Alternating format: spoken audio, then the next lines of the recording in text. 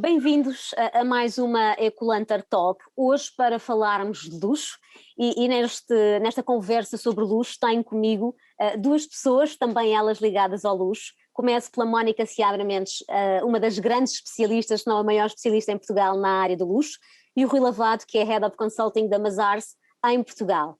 E portanto hoje vamos falar de um estudo muito recente publicado precisamente pela Mazars, em que traz algumas novidades sobre este que é o universo do luxo e também olhando um bocadinho para o luxo nesta questão e neste contexto um bocadinho que se vive ainda de pandemia.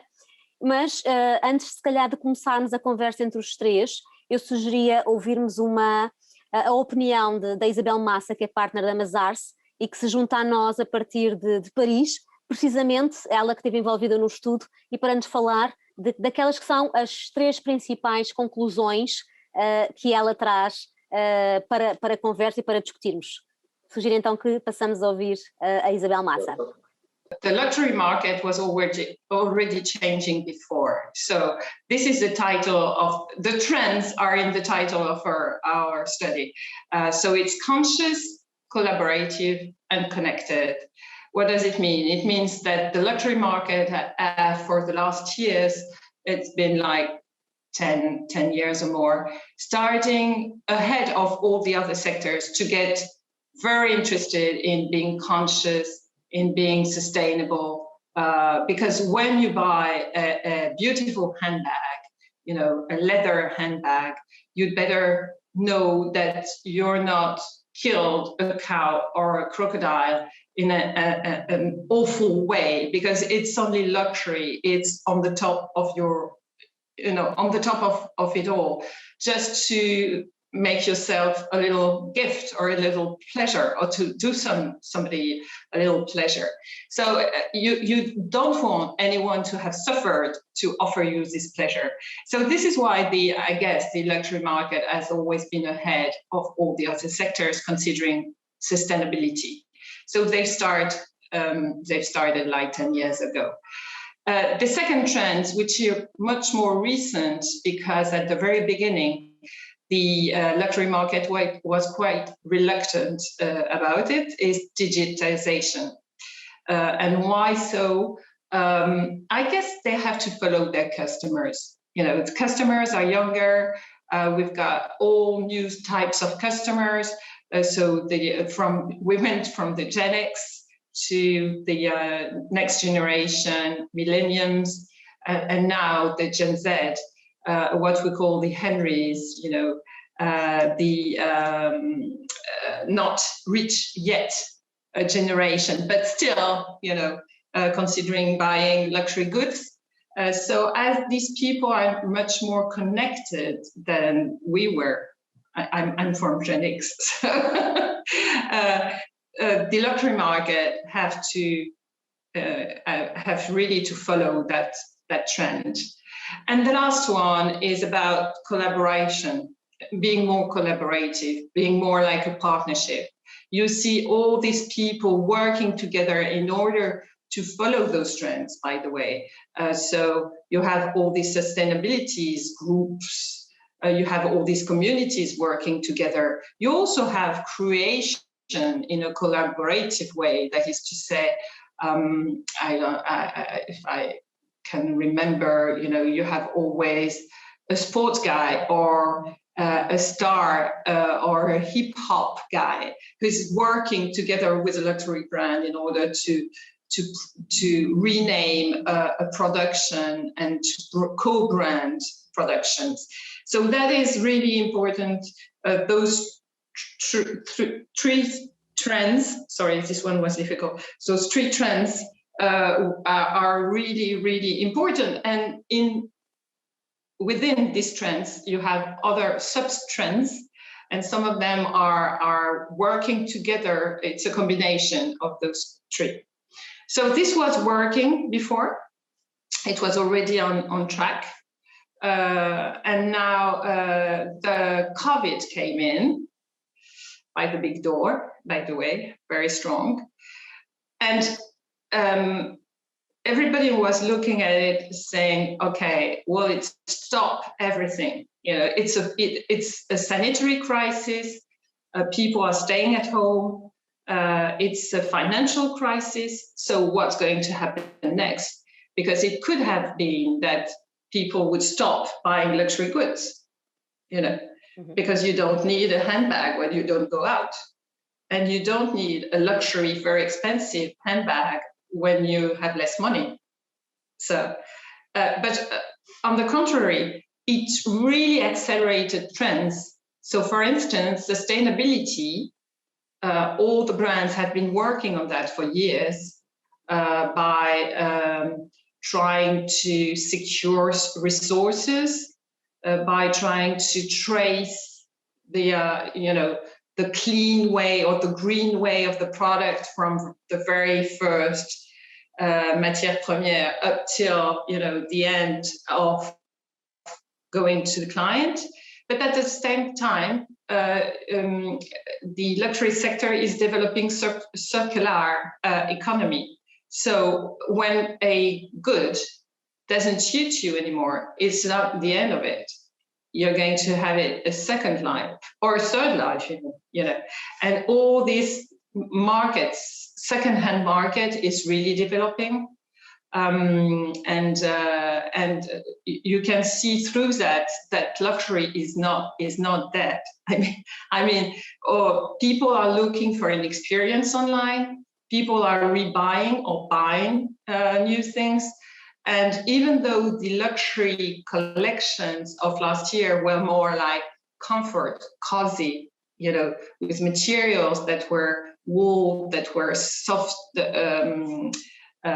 silk, etc., and that was made for cocooning, you can see in the recent collection that we're back on tracks with high heels and everything, So I feel the acceleration accelerated the change of the business model, but not. We're very far off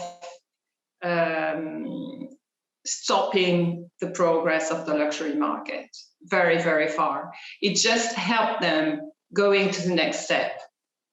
Olá de novo, e depois de termos então ouvido esta pequena partilha sobre aquilo que são algumas das conclusões, eu perguntava, se calhar à Mónica, às senhoras fica sempre bem, que primeiros comentários, Mónica, te sugere este estudo e estas 3 conclusões, que no fundo resume-se a um lado mais consciente, colaborativo e ligado, conectado, se quisermos, por parte do universo e das marcas de luxo. Olá, boa tarde a todos, antes de mais. Eu acho que efetivamente a Isabel fez o estudo é bastante claro naquilo que são as grandes tendências do luxo atual e daquilo que vai ser os próximos anos, não só do luxo, mas de muitas marcas, mas neste caso em particular, uma vez que estamos a falar de marcas de luxo. O estudo é bastante interessante, devo dizer, ela só teve basicamente 10 minutos a falar um bocadinho daquilo que é o essencial. Eu acrescentaria algumas coisas àquilo que ela disse. Portanto, um luxo mais consciente, um luxo mais colaborativo, um luxo mais conectado. Eu fazia aqui um preâmbulo e diria que o digital, o consumidor, tem andado mais rápido do que as marcas ultimamente e ainda mais rápido do que as marcas de luxo. Portanto, quando se fala num luxo mais consciente, mais colaborativo, mais digital, estamos a falar de um consumidor que assim o exige. Já lá vai o tempo em que o luxo tinha um papel, que eu costumo dizer, de falar unilateralmente, e era, às vezes quase num monólogo, era o detentor do bom gosto, o dom da palavra, e o luxo é que determinava tudo. Hoje em dia já não é assim, o cliente tem papel preponderante e, portanto, o luxo anda, de certa forma, a reboque daquilo que são as exigências do consumidor atual. E, portanto, tem que responder àquilo que os consumidores pretendem. Também devo dizer que não é propriamente novo, quando falamos de luxo consciente, o luxo na sua essência, e eu friso o luxo na sua essência, porque há marcas que não seguem a Bíblia do luxo, de certa forma, há marcas que se foram distanciando daquilo que é a essência do luxo, mas o que é facto é que na sua essência o luxo tem um papel social ativo, não é esta consciência que nós atribuímos agora ao luxo, já não é nova. É nova em dois layers que eu já lá vou, mas, por exemplo, tudo que tem a ver com a consciência ao nível social não é propriamente novo. Na sua essência, o luxo produz bens intemporais, quer em nível de qualidade de produto, quer em termos de design, e, portanto, não está a contribuir para uma economia descartável, bem pelo contrário. O luxo sempre foi protetor e perpetuador de saberes, portanto, em termos culturais, isso também é uma questão importante, cultural / social. E o luxo também tem sido sempre muito associado a tudo o que é a questões sociais, talvez mais do âmbito caritativo. Há quem defenda que é um bocadinho o dar à sociedade aquilo que o luxo de alguma forma tira, independentemente dessas questões mais filosóficas, o que é facto é que o luxo tem tido um papel social também ativo nesse aspecto.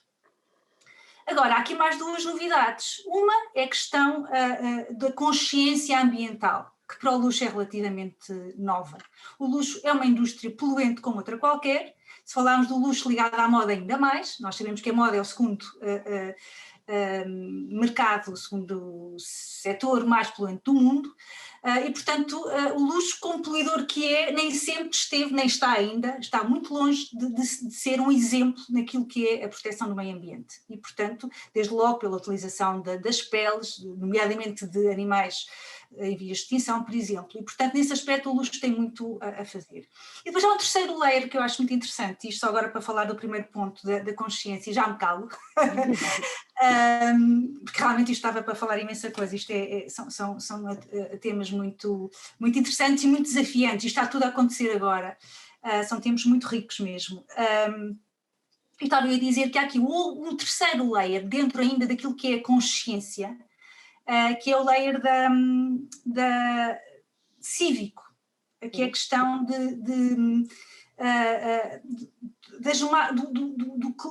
do consumidor estar a colocar nas marcas, não só nas de luxo, mas sobretudo nas de luxo, o ónus do ativismo, da responsabilidade social, da responsabilidade ambiental, enfim. Nós não fazemos pela sociedade aquilo que deveríamos fazer e, portanto, compramos com a nossa carteira, projetando nas marcas aqueles que são os nossos valores, aquilo que nós deveríamos fazer pela sociedade. E hoje em dia nós vemos as marcas já assumirem papéis ativos e de ativismo que antigamente eram perfeitamente impensáveis. E pronto, calmo-me agora, porque acredito já. Rui, passava então assim, que primeiros comentários, tendo em conta as principais conclusões do estudo e também aquela que foi a intervenção da Isabel Massa aqui no nosso webinar? Ok, antes de mais, boa tarde a todos também. E eu queria só fazer uma pequena correção. Eu não sou especialista de luxo, da mesma forma, por exemplo, que a Mónica o é. Eu diria que estou aqui mais na qualidade de um fenómeno de transformação que está a ocorrer e que é transversal, mas que está a ter um impacto muito grande neste setor do luxo, como está a ter noutros setores também, naturalmente. E digamos que está... eu acho que o estudo acerta na MUS, no caso do luxo, aponta às tendências, e as tendências são, eu acho que são mais ou menos generalizadas, e que são tendências que têm vindo a ser, como é que eu ia dizer, protagonizadas pelos consumidores, e de facto, depois já vamos falar um pouco, há aqui uma tipologia de consumidores que emergiu, entretanto, e de facto tem um papel muito importante naquilo que está a ser a orientação por parte das marcas e dos grupos neste setor. Mas também aponta, obviamente, para algumas respostas, tu também indica algumas respostas que têm sido dadas, algumas já medidas práticas que estão a ser lançadas por grupos de luxo, por marcas de luxo, em parceria muitas vezes com outro tipo de entidades, não deste setor específico, mas do setor da tecnologia, por exemplo, no que diz respeito à componente do digital. Mas, de facto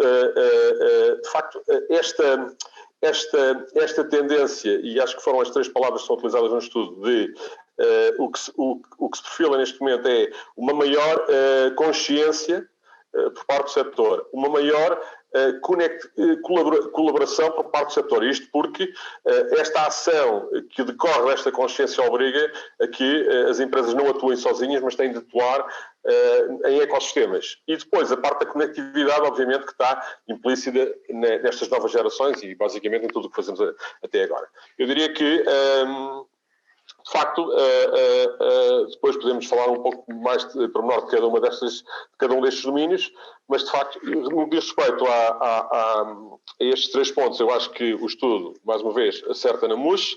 No que diz respeito depois até à própria descrição dos consumidores, à forma como está a conduzir as preocupações no âmbito da sustentabilidade, por exemplo, a montante da cadeia de valor, mas também da circularidade ajudante da cadeia de valor, isto é, mais no contacto, quando eu digo ajudante, a montante, estou a falar da relação entre as marcas e os fabricantes, os produtores de matérias-primas, etc. E depois a ajudante com os consumidores tem muito a ver com a possibilidade, hoje em dia fala-se muito na renovação, na utilização em segunda mão de artigos de luxo, mais numas áreas de luxo do que noutras, mas começam a ter também uma importância muito grande e que estão associadas a estas novas gerações de consumidores e estes novos segmentos de consumidores.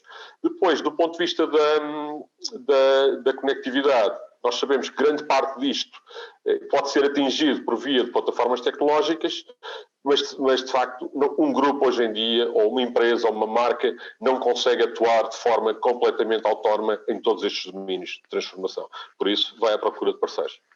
Bom, acho que provavelmente aluguei um pouco, mas...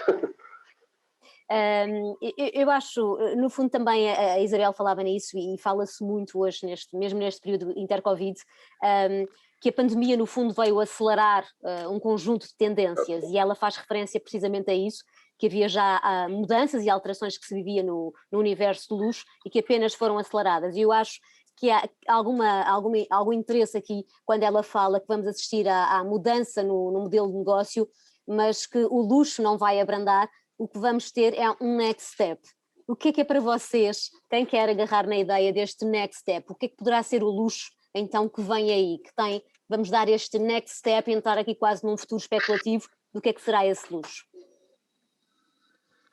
Mónica, eu acho que vamos seguir esta ordem.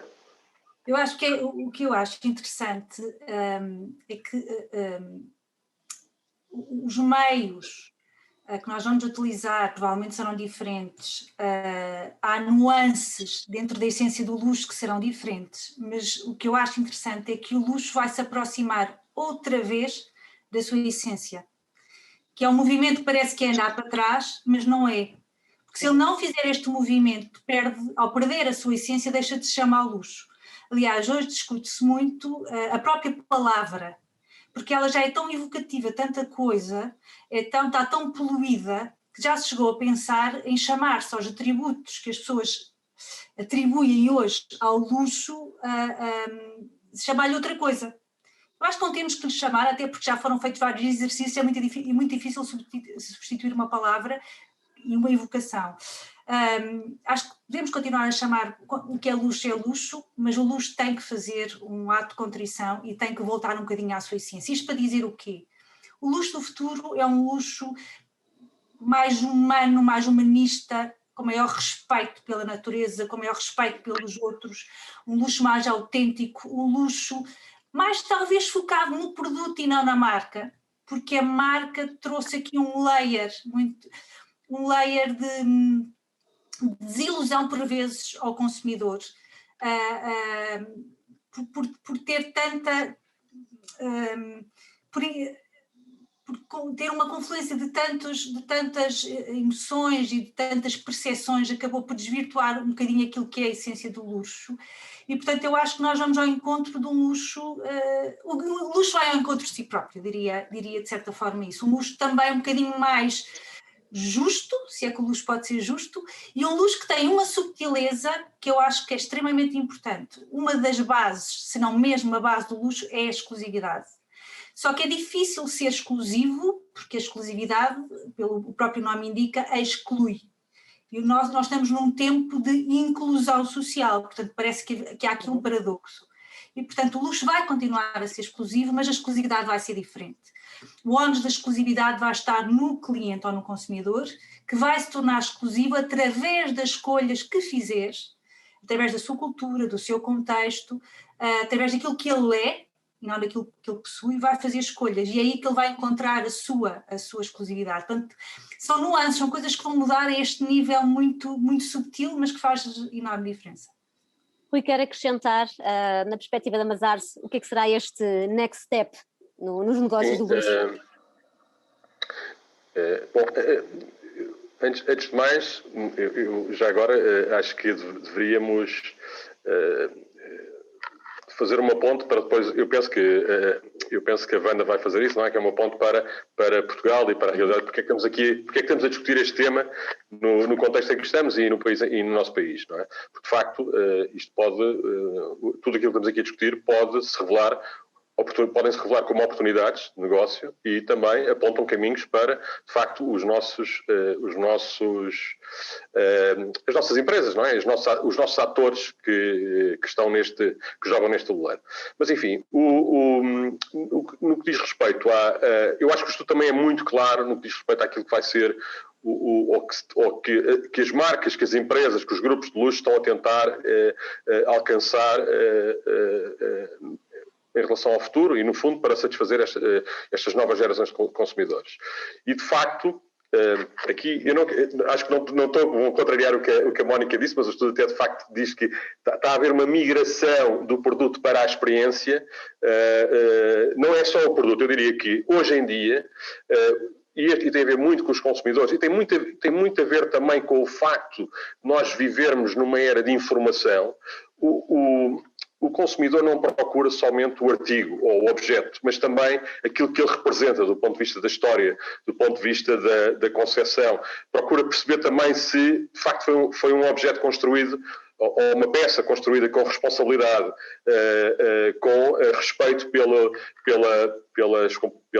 ambiente, pela sociedade, etc., pelo social e pelas pessoas. E também espera que o relacionamento não se esgote ou não se após a compra do produto. Isto é, e as marcas percebem isso e, no fundo, estão a introduzir um conjunto de serviços a posteriori, alguns deles de forma autónoma, alguns deles com parcerias, de forma a que o relacionamento com o cliente se prolongue ao longo do ciclo de vida do produto. Okay? E acho que essa é a grande tendência para o futuro no que diz respeito a este setor. Não é exclusivo deste setor, também, mais uma vez repito, é de facto, mas e acho que é benéfico para as empresas. É benéfico porque vão inclusive a conseguir criar e extrair mais valor neste tipo de relacionamento. Não estamos a falar só na compra de um produto, num produto que é produzido e na sua compra, mas estamos a falar em todo um ambiente de comunicação que é construído em torno e de narrativa que é construída em torno dos produtos e das peças de luxo, mas também depois num conjunto de serviços e num conjunto de acompanhamento que é feito depois do cliente adquirir o produto.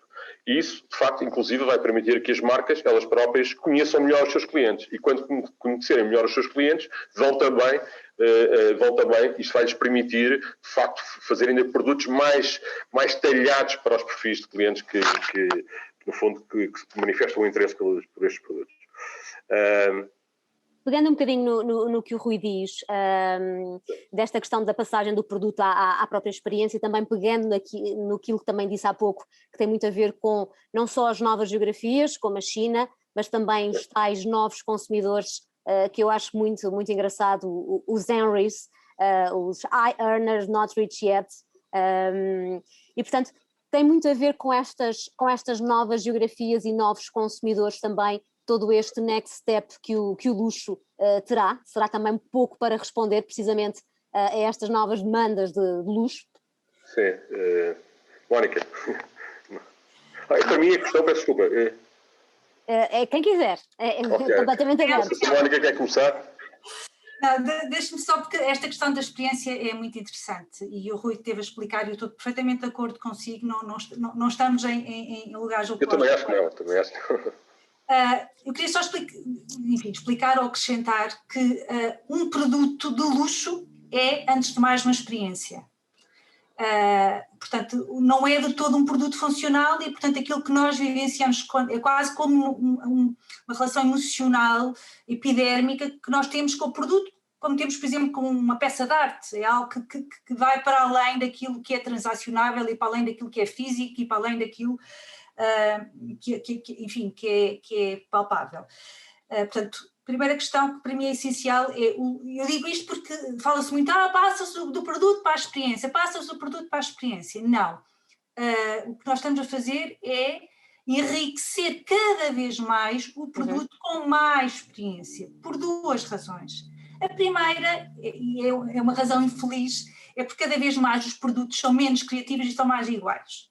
E, portanto, o que nós fazemos é acrescentar-lhe serviço. E depois, porque também é uma forma de segmentação acrescida. Quando eu tenho muitos clientes de gerações diferentes, de geografias diferentes, com poderes de compra diferentes, às vezes já não é só com o produto que eu consigo diferenciar, é com o serviço também.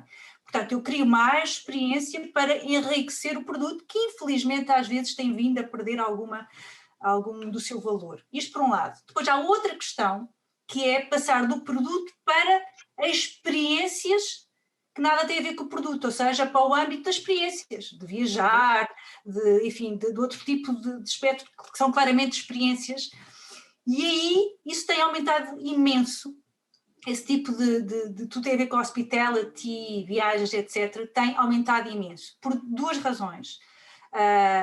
Uma delas tem a ver com o facto da própria sociedade, nomeadamente a norte-americana e a europeia, perceber que tem muito mais gozo a experienciar qualquer coisa do que a possuir.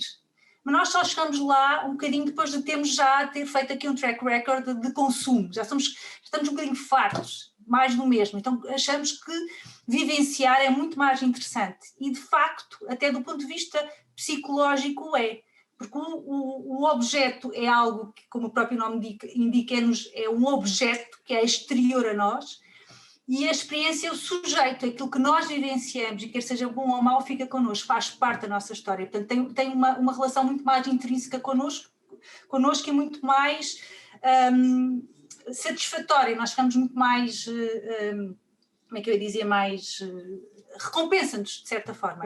E com a crise financeira que nós vivemos em 2008, 2009, 2010, também percebemos que tendo menos coisas não éramos menos felizes e, portanto, esta história da experiência veio tomar uma nova dimensão. Além de que cada vez mais as famílias estão divididas, as pessoas vivem em várias partes do mundo e uma forma de reunir a família é através de uma experiência, ou vamos viajar todos juntos, ou vamos estar, enfim, vamos ter um evento todos juntos. E uma terceira questão, que não é de menos importância, tem a ver com o facto de as experiências hoje serem instagramáveis. Antigamente eu viajava e eu distribuía as fotografias da minha viagem com o meu círculo de amigos, eu não tinha como criar eventos sobre isso, nem partilhar. Eu hoje em dia partilho mais facilmente as minhas viagens, o restaurante onde fui, a peça de teatro, enfim, o meu lifestyle, do que os meus próprios produtos. E, portanto, o facto de ser instagramável, de alguma forma, veio também responder à questão, a uma dimensão do luxo que é a dimensão social e estatutária.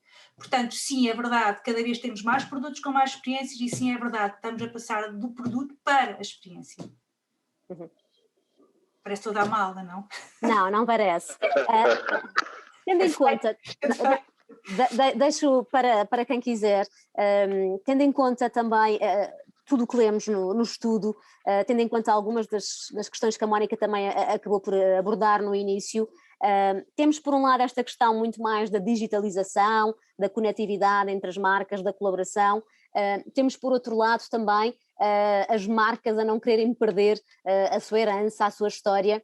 O que eu queria que me tentassem explicar, e a quem está a assistir, no fundo, como é que skills ou como é que uma marca hoje de luxo pode efetivamente dar este next step sem perder aquilo que é a sua essência, aquilo que é a sua marca, aquela que é a sua história, entrando neste mundo mais instagramável, neste mundo mais digital, numa compra muito mais digital, não deixando de perder aquilo que a faz ser o que é marcas centenárias, por exemplo, falamos numa Chanel, falamos numa Hermès, no que quisermos. Conseguem-nos dar um bocadinho essa ideia de como é que uma marca consegue dar esse next step sem se perder, ou que skills novos é que precisa de ter para não se perder neste mundo? Posso agora pegar nesta questão. A marca, e acho que, mais uma vez, vou remeter para o estudo, porque acho que o estudo também aborda esta questão, não é? Mas a marca hoje em dia,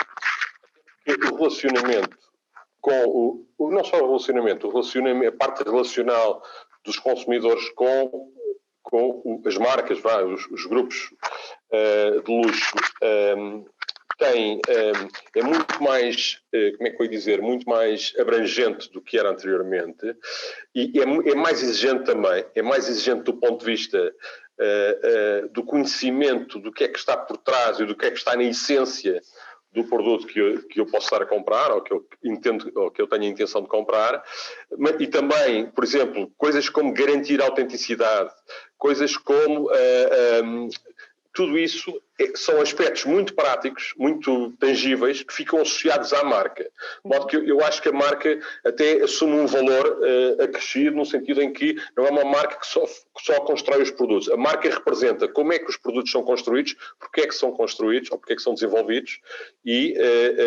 antes de serem concebidos e antes de serem vendidos. E depois prestam um conjunto de serviços que também dão garantias como consumidor de que de facto eu tenho uma coisa autêntica que eu posso, se eu quiser, que o valor, digamos que o valor que ela detém vai perdurar no tempo, de modo a que eu possa, se quiser, também revender ou passar para a reutilização, de modo que a marca começa a simbolizar não só começa a simbolizar um conjunto de aspectos práticos que neste momento são exigidos pelos consumidores. E de facto eu acho que ganha preponderância. A forma como as marcas têm de atuar para não dar como é que eu ia dizer,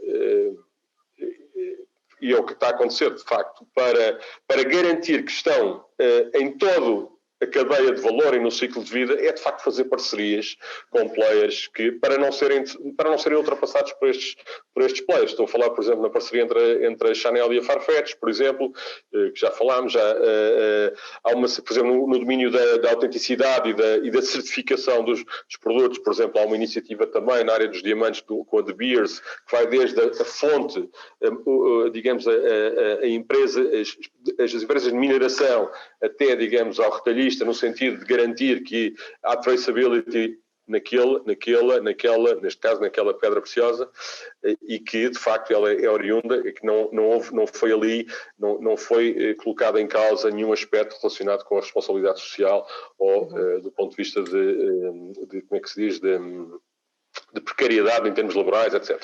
Por isso, todos estes aspectos, eu acho que a marca hoje em dia representa tudo isto, não é só de facto aquele produto e não é de facto a capacidade de manufatura ou capacidade de apresentar um produto de grande qualidade, com herança, que tenha uma questão, digamos, tem sempre um toque artesanal associado, mas é também tudo isto. E de facto, e nós já vimos, inclusive, houve marcas que tentaram ludibriar os seus clientes e com isso elas de facto, e isso prejudicou-as imenso. Aliás, algumas histórias nós sabemos, por exemplo, no setor do luxo hard, no caso da relojoaria, há marcas que ficaram mesmo penalizadas por terem enganado, não terem sido transparentes com os clientes. Bom, toda esta ânsia de informação, que é algo que estas novas gerações estão habituadas, hoje em dia nós somos bombardeados com muito mais informação e temos acesso a muito mais informação e por isso estamos habituados a ela, já não compramos, já nem queremos consumir algo tanto de olhos fechados ou sem ter alguma noção prévia do que é que estamos a fazer. De facto, tudo isto, a marca vai representar tudo isto e vai ser, digamos, um garante de confiança perante o consumidor, na minha opinião. Eu acho que isto, mais uma vez, não está associado somente a este setor, mas também a outros setores. Mónica, queres acrescentar ou posso passar à questão seguinte?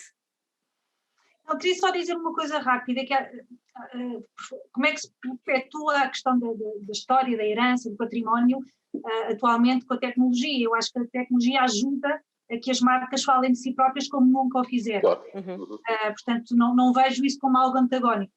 Há só aqui uma questão que é, as marcas perderam e às vezes perdem um bocadinho de magia por excesso de overexposure, por estarem muito expostas, por falarem muito, por estarem muito na boca dos próprios clientes, não é que elas falem, mas falam delas, e às vezes perdem um bocadinho de magia, é um facto. De resto, eu acho que não soubemos tanto das marcas como agora. Sim, exatamente. Havia quase aquela aura de mistério e de segredo, muitas vezes, em torno das marcas e dos produtos que iam ser lançados. De facto, agora, essa parte perde-se um pouco, não é? Face a esta exposição, como a Mónica referiu. Lança então a questão que há pouco o Rui antecipou um bocadinho, que é de que forma é que estas conclusões se refletem ou não no mercado nacional? Faz sentido falar de consciência, colaboração, conectividade? Está o nosso mercado de luxo em Portugal já neste patamar, ou apenas podemos tirar do estudo uma inspiração para trabalharmos as nossas marcas e produtos de luxo neste caso?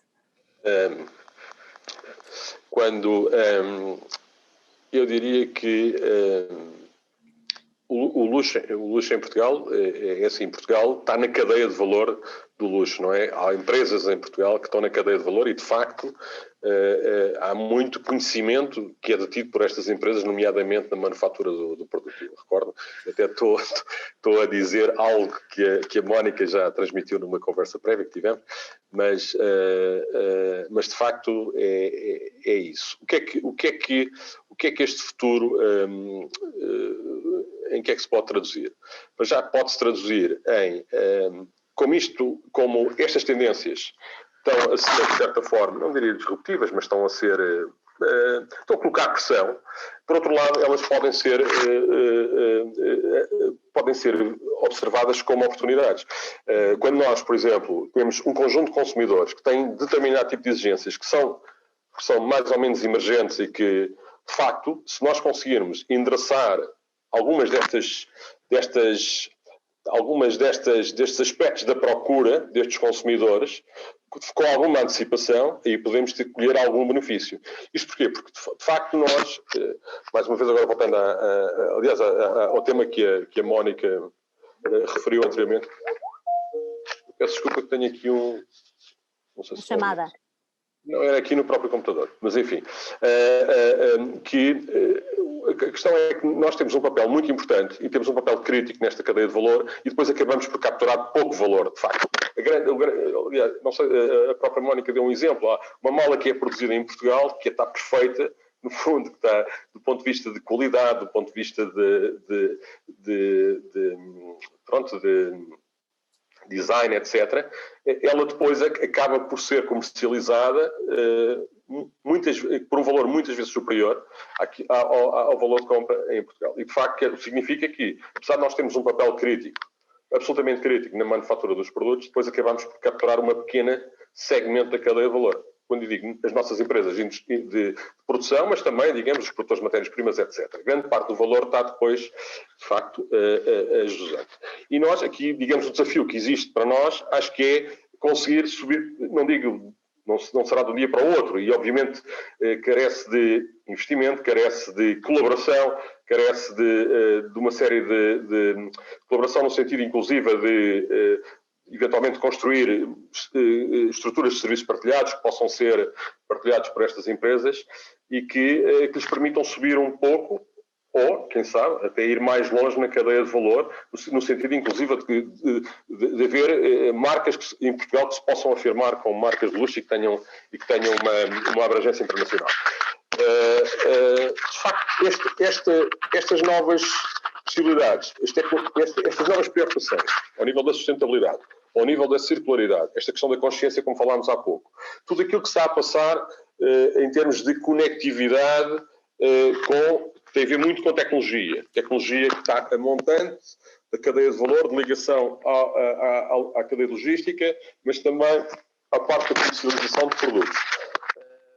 Tudo tem a ver com a parte colaborativa, que é eu próprio criar ecossistemas que me permitam preencher determinados aspectos desta cadeia de valor cada vez mais complexa são tudo tendências que permitem que as empresas se possam eventualmente antecipar em algumas delas e com isso ganhar alguma vantagem competitiva. Acho que, bom, isto tudo, obviamente, de qualquer forma, todas as matérias que estamos aqui a falar não são propriamente de hoje e de ontem, elas começaram já há cerca de 10 anos.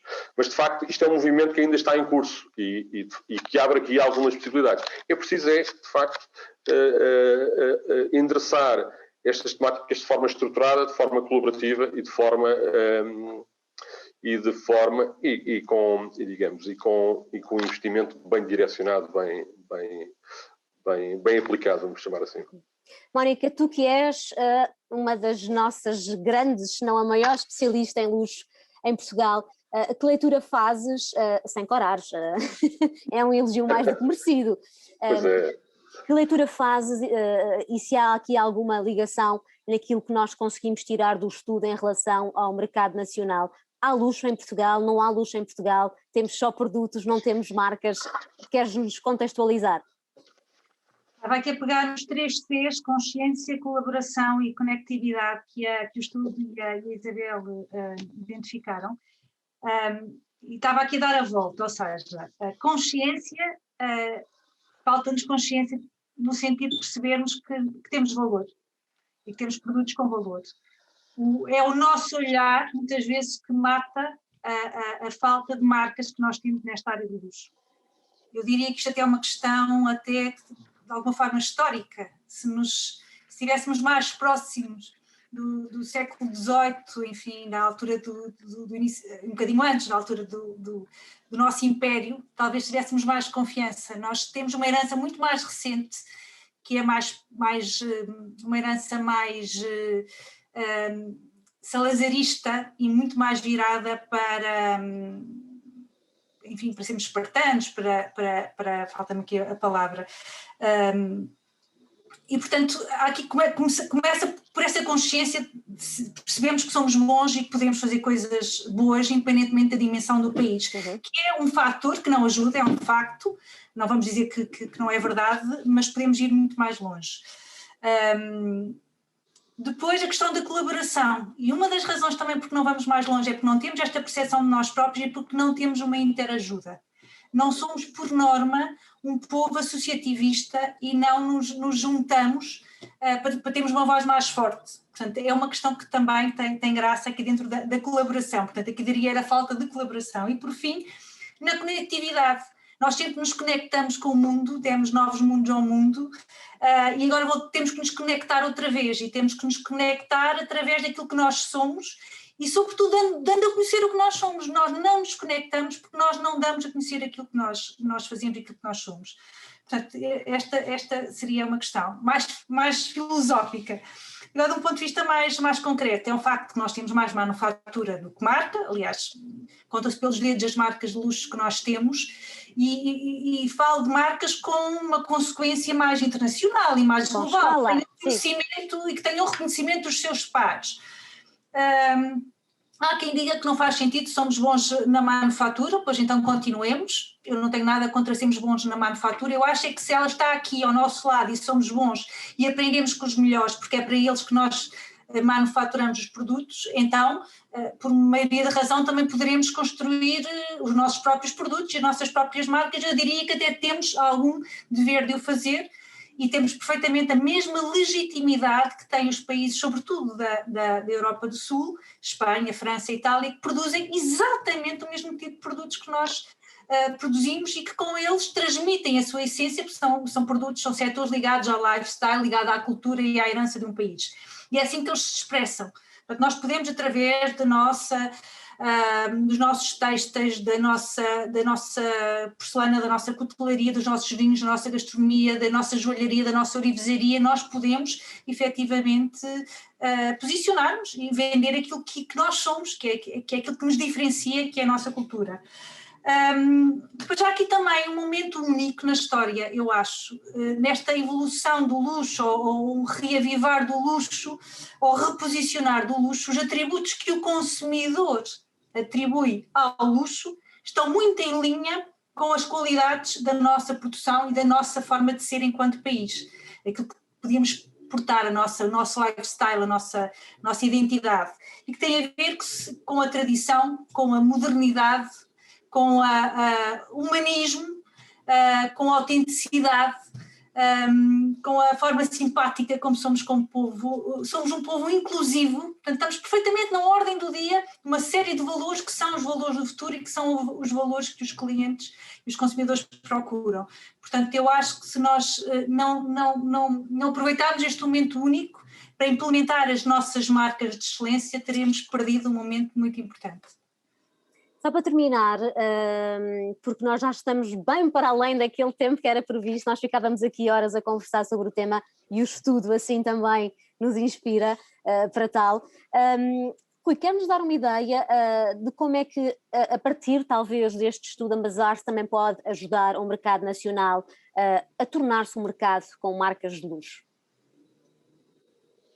Sim, de facto, eu acho que nós em Portugal, em conjunto com a nossa equipa internacional, particularmente a equipa que está mais próxima deste setor, nomeadamente em França, onde estão sediados grandes grupos de luxo mundiais, não é? Podemos de facto, mas não só no âmbito do luxo, mas também no âmbito do conhecimento que temos destas tendências, nomeadamente das tendências no âmbito da tecnologia, por exemplo, falámos na autenticidade, existem iniciativas de autenticidade sobre blockchain, existem, por exemplo, o tema do comércio eletrónico, o tema da realidade aumentada, que já está a ser utilizado por muitas empresas para, no fundo, emular experiências para os consumidores, antes de uma fase pré-aquisição, como também, como já referi há pouco, a questão da rastreabilidade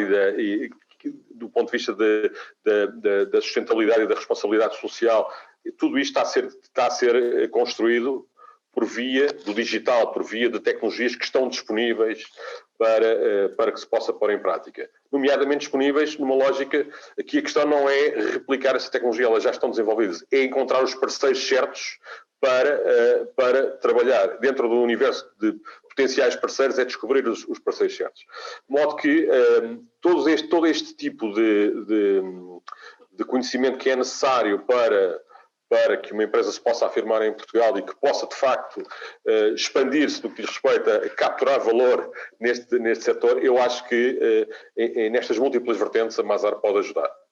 Naquilo que diz respeito ao luxo propriamente dito, como também naquilo que diz respeito às novas tendências, ao conhecimento também dos consumidores. Nós não chegámos a entrar em grande detalhe, mas estamos aqui a falar dos grandes consumidores, e o estudo aponta isso neste momento a nível global, são de facto o mercado da China, até pelo crescimento que tem tido uma determinada classe de jovens afluentes que cada vez têm mais poder de compra e que de facto são grandes utilizadores do digital e não veem limites no que diz respeito digamos, ao espaço geográfico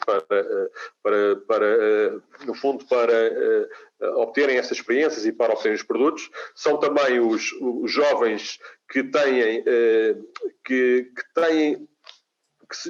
ganham já, que têm rendimentos elevados, mas que não são afluentes, mas que têm essa propensão para adquirir produtos de qualidade, produtos com herança, como falámos há pouco, produtos que sejam de certa forma distintivos, e que diria que são jovens num estágio pré-afluente, mas que já têm esta tendência e que são muitas vezes, a satisfação da sua procura é muitas vezes feita pelo mercado em segunda mão, que está a crescer de forma muito acelerada neste momento. Durante a pandemia, por exemplo, cresceu, e neste tipo de gerações tem crescido 3 vezes mais do que na geração anterior, o mercado de segunda mão, no que diz respeito a artigos e produtos de luxo. Depois, existem também, de facto, as outras são gerações millennial e a geração Z, de facto, têm uma preocupação e que têm mérito por ter uma preocupação bastante maior, bastante mais acentuada sobre as questões de sustentabilidade, as questões do ambiente e as questões da responsabilidade social. Pronto, o conhecimento da componente dos clientes, o conhecimento da componente logística, o conhecimento do setor, o conhecimento das tecnologias e do digital que a Mazars detém, obviamente pode colocar à disposição dos seus clientes, naturalmente. Mónica, só para terminar, tu já deixaste também aqui algumas ideias, mas quase como que uma inspiração final, um conselho final para quem trabalha na área do luxo. O que é que podemos fazer mais, efetivamente, para podermos nos posicionarmos como um mercado também com marcas de luxo? Educar as pessoas, os profissionais, educar no sentido de formação, porque é um mercado muito específico e, portanto, exige profissionais capazes de o entender. E depois existe também vontade, porque há muitos profissionais executivos que querem trazer essa visão e segmento para as suas empresas e não conseguem, porque a empresa não entende não entende a necessidade dessa segmentação e esse nível de excelência que enfim, exige realmente outro tipo, não só de investimento, mas também de visão. Portanto, eu diria que esse é um passo. Eu acho que a formação é por aí sempre que se começa. Tocar para o luxo, portanto. Sim. Deixa-me só dizer uma coisa muito rápida, porque eu acho claro que sim. Acho que, como estamos a falar de tantos temas importantes, e um deles é a economia circular, só para dizer que ontem foi assinado um protocolo interessantíssimo entre o Grupo Kering e outros parceiros, não foi só o Grupo Kering, com o VCR Coletivo, que embora já não seja novo, ou seja, algumas marcas já fizeram esses movimentos com outras plataformas de produtos em segunda mão, mas este para mim é o mais marcante de todos, pela forma como foi feita e pela mensagem que o próprio presidente do grupo fez passar. E eu devo-vos dizer que para mim é um enorme avanço. E eu não esperei que o luxo o fizesse, sinceramente, tinha alguma renitência que o luxo percebesse a importância desse setor e que inclusive desse passos para o fazer avançar. Acho que é um momento histórico para o luxo. Terminamos então com esse momento histórico. Agradecer à Mónica e agradecer ao Rui terem estado presentes e, obviamente, a todos os que nos estiveram a acompanhar. Certamente teremos novos momentos para falar de luxo. É sempre um tema com muito para falar e ficaríamos de facto aqui horas a conversar, mas passámos o nosso tempo e, portanto, muito obrigada, um resto de boa tarde e até breve. Boa tarde. Obrigada. Obrigado.